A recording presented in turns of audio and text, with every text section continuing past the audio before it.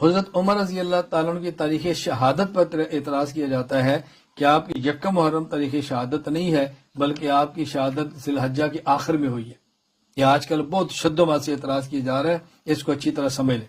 اعتراض کی بنیاد کیا ہے؟ امام ابو جعفر محمد بن جریر الطبری رحمۃ اللہ علیہ وفات 310 ہجری تاریخ طبری میں لکھتے ہیں کہ مسور بن مخرمہ کہتے ہیں توفی لیلۃ الاربعاء لثلاث لیال بقین من ذی الحج سنۃ 23 حضرت عمر رضی اللہ تعالی عنہ فوت ہوئے کب؟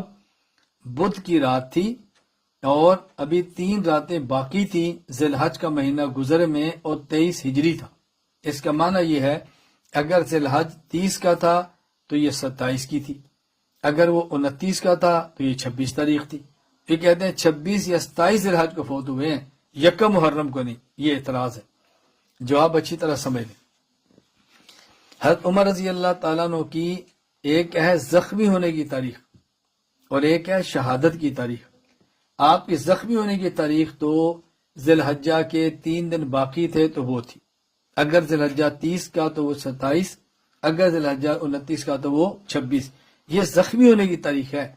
آپ کی شہادت کی تاریخ یکم محرم ہے، اس کو اچھی طرح ذہن نشین فرما لیں، میں حوالے دے دوں۔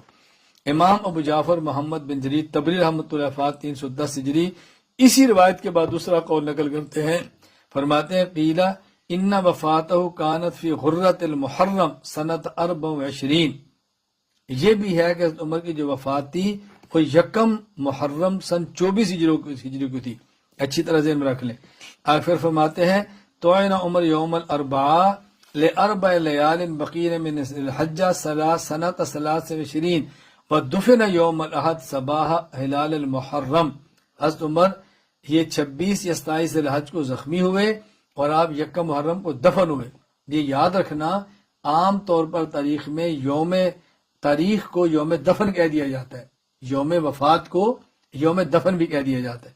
دوسرا حوالہ امام ابو العرب محمد بن احمد بن تمیم التمیمی رحمہ اللہ وفات 333 ہجری کتاب المحن میں لکھتے ہیں توئن عمر یوم الاربعاء لثلاث بقین من ذی الحجہ ثم بقی 3 ایام ثم مات۔